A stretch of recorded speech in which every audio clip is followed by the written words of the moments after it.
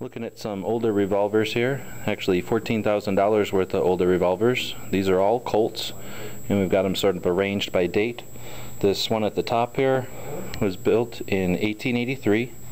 This next one was built in 1896. This guy was built a year later in 1897, and the new kid here was built in 1902. So I'll go into a little more detail on them. Like I mentioned, $14,000 worth of revolvers here. These are original Colts. You know, all of them are more than 100 years old. This one, if I did my math right, is 126 years old. So that's pretty darn old. The reason we know it's so old is because it's got its pedigree, its Colt letter. If we take a close look at this letter, we see that it was issued in early 2009. It says, Colt, by the means of this letter, is proud to authenticate the manufacture of this Colt firearm with the following serial number. And it gives us the information on the single-action Army revolver with the serial number that matches here under the trigger guard. It says that it's a 4440. That's the caliber. It was in a nickel finish, so this one in 1902 still has a lot of its nickel left. This guy would have looked a lot like that one when it came out of the factory. It was shipped to Hartley and Graham, New York, on April 10th, 1883, in a shipment of 50 revolvers.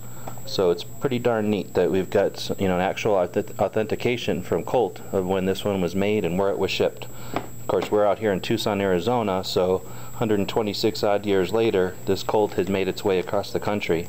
So you hear about, you know, if these things could tell stories. Just taking a look at its grip here, it's all original, so you can tell this thing's definitely been carried and used quite a bit in those 126 years. This next one is 41 Colt, so 41 long Colt, which is basically well, almost an extinct caliber at this point. Because of its rarity, that's the most expensive one out here. That one's about $4,500. This next one is a Colt 4440 again, but again it was made in 1897, and you know, it's about a $3,200 revolver.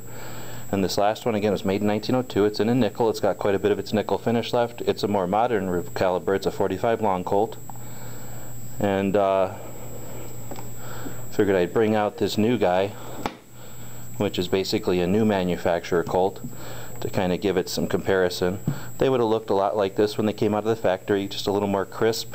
You know, the engravings and the work on the grip would have been a little more pronounced. You can see on these really old ones how smoothed over they are just from being used for so long. Pretty interesting revolvers.